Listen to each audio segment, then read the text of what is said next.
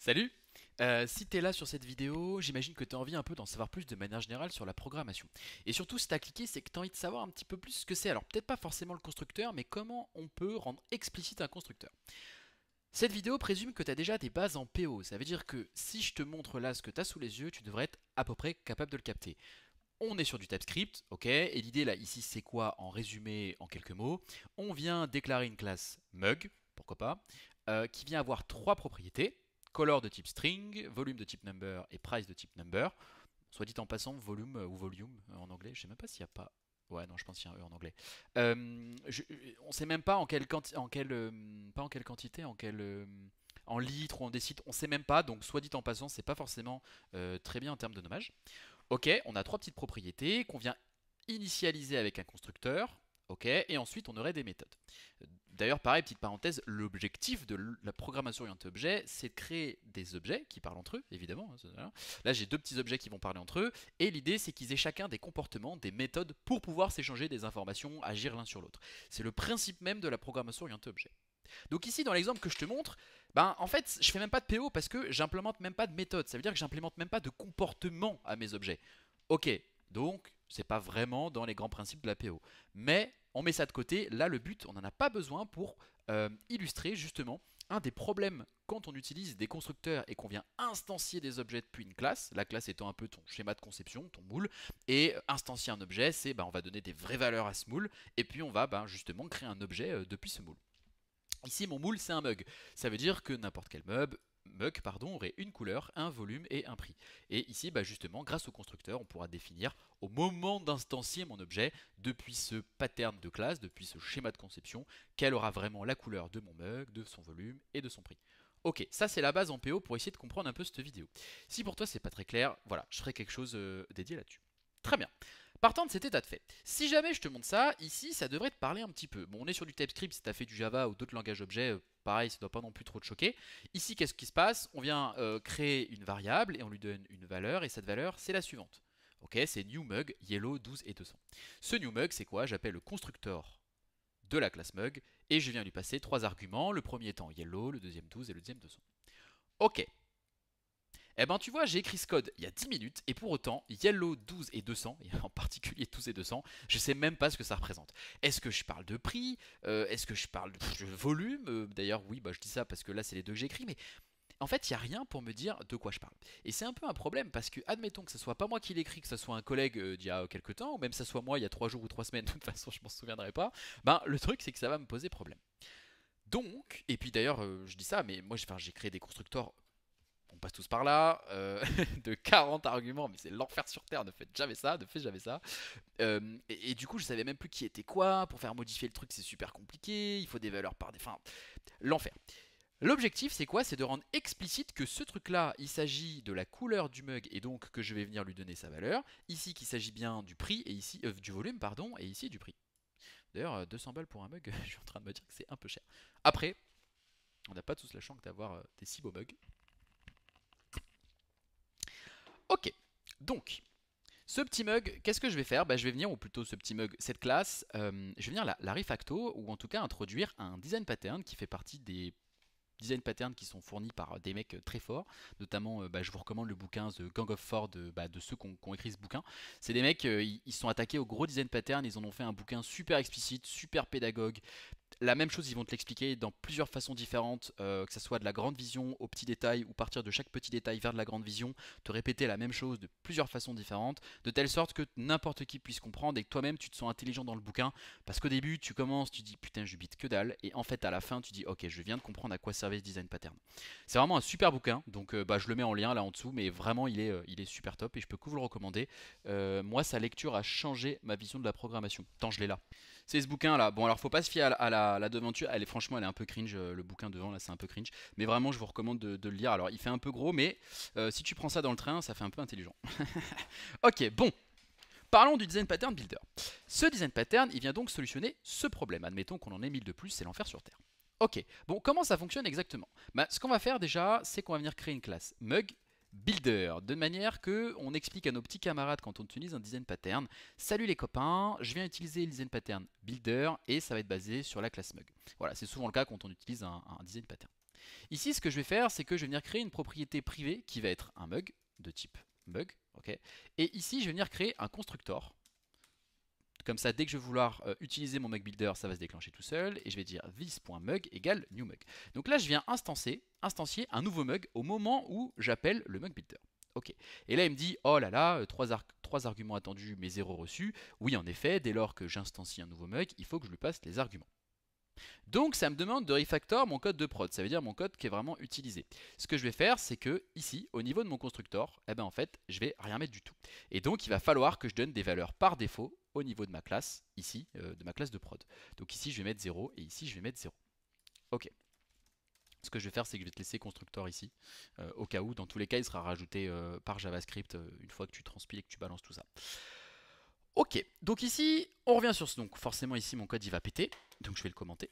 Et ici, mon builder, il va venir, quand je vais venir instancier un nouveau builder, directement créer un nouveau mug. Ok, mais à ce moment-là, qu'est-ce qui se passe? Ben, ce que je vais faire, c'est que je vais venir créer une méthode par propriété initiale que j'avais créée tout à l'heure dans ma classe mug pour pouvoir venir justement initialiser ou donner une vraie valeur. Tu vois ici, quand je fais new mug, donc this.mug égale new mug, ça veut dire que cette propriété de ma classe mug builder, ici, va prendre la valeur new mug. Okay, et ce new mug, lui-même, il aura quoi? La propriété color qui sera égale à chaîne de caractères vide.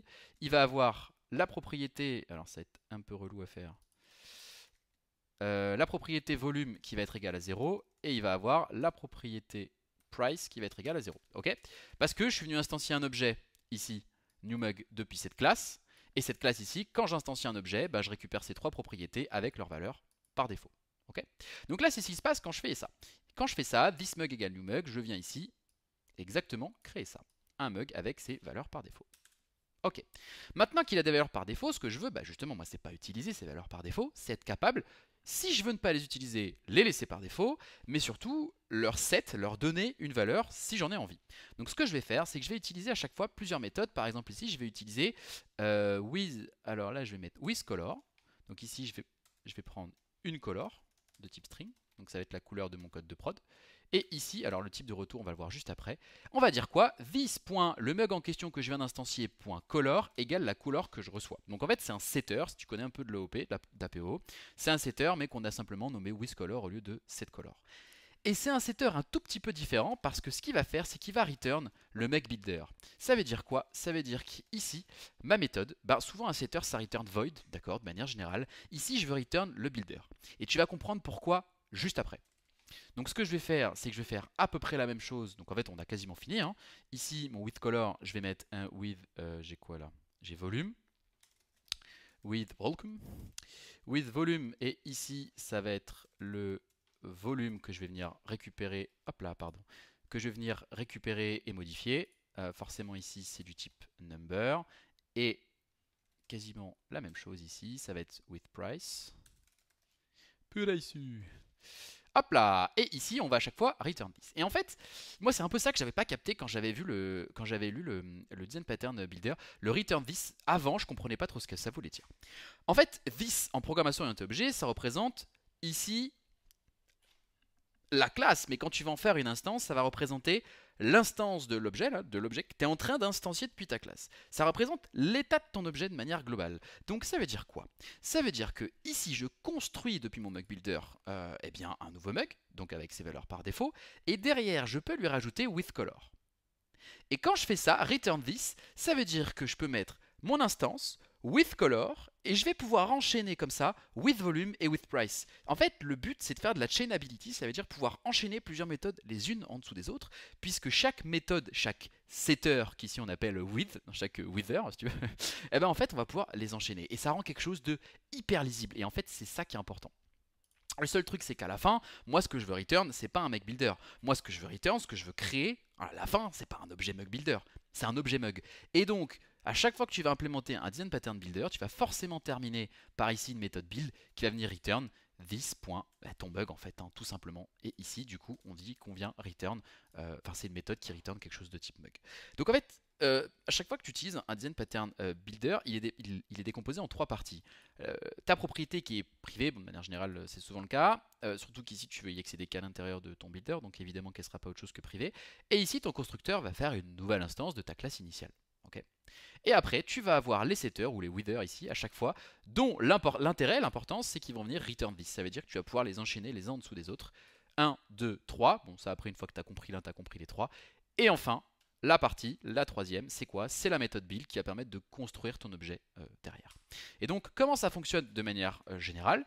Ici, tu vas faire un const mug1 égale new mug builder cette fois-ci, d'accord? Donc ici, on vient instancier, hop là, on vient appeler le constructeur de ma classe mugBuilder. Ça veut dire qu'on vient appeler le constructeur de ma classe mugBuilder. Donc en fait, on vient déclencher ça. Ok, donc on vient instancier un nouveau mug, c'est-à-dire en instanciant un mugBuilder, j'instancie un nouveau mug. Mais surtout, ce qui est intéressant, pouf, pouf, pouf, pouf, ici on va pouvoir mettre un point. Et tu vois qu'ici on va pouvoir mettre withColor yellow, point withPrice 12, point withVolume 40 000. Bah, peut-être pas. Ah oui, du coup, j'ai mis 12 en prix. Ouais, c'est peut-être mieux que 200. Et le volume, c'est une bonne question. Ce truc est un peu particulier. Pour calculer le volume, c'est compliqué. Mais on va mettre 10. Allez. With volume 10. Ok. Et en fait, ce qui peut être cool, c'est qu'ici, je viens dire que moi, ce que je veux ici, c'est mug 1, c'est ce que je veux à la fin, c'est un mug. En typant ici, il va me dire oh non, mais mug 1 est déclaré, sa valeur n'est jamais lue. Bon, d'accord, ok, bon, ça c'est juste pas très important. Le type mug builder n'a pas les propriétés suivantes de type mug. Et oui, parce que moi ici, je suis en train d'instancier un mug builder. Et je dis que ça, je le mets dans une variable qui sera un mug. Donc ce que je ne dois pas oublier de faire à la fin, c'est ma méthode build qui me permet ici, directement, de ramener tout mon builder, donc mon instance de mug, directement ici en mug. Pourquoi? Je le rappelle, parce que build, ça me return this mug. Et que this mug, c'est ce que j'ai instancié au début et qui lui est un mug. Ok? Et donc ça, c'est le principe même fondamental de ce que c'est un builder. Et ok, si on compare à ce qu'on a au-dessus, forcément ici, bon, déjà je vais l'appeler mug2, donc j'aurai pas un problème ici. Mais surtout, bon, là, comme j'ai modifié mon code de prod, ici ça marche plus. Ce que je veux que tu comprennes, c'est que ici on a les deux approches. La première ici, j'instancie mon mug directement, il n'y a pas de builder, on simplifie le code très simple, ok. Mais on ne sait pas à quoi ça sert ce qu'on est en train de set. Donc on a yellow 12 et 200, ok, on ne sait pas trop où on va. Ici, ce que je fais, c'est que c'est un peu plus long, ça me demande de passer par un builder. On pourrait par exemple utiliser un design pattern decorator ou alors utiliser des packages npm pour le faire plus simplement. On verra ça plus tard. Mais ici, l'idée c'est quoi? C'est que je viens créer un builder et surtout je comprends ce que je fais étape par étape et je termine par builder. Bah bravo. Du coup, si tu as capté ça, tu as capté le principe, la philosophie du design pattern builder qui est franchement pas très compliqué et hyper pratique. Alors il va juste nous rester une dernière petite chose à rajouter qui permet de rajouter un peu d'élégance, un peu de légèreté.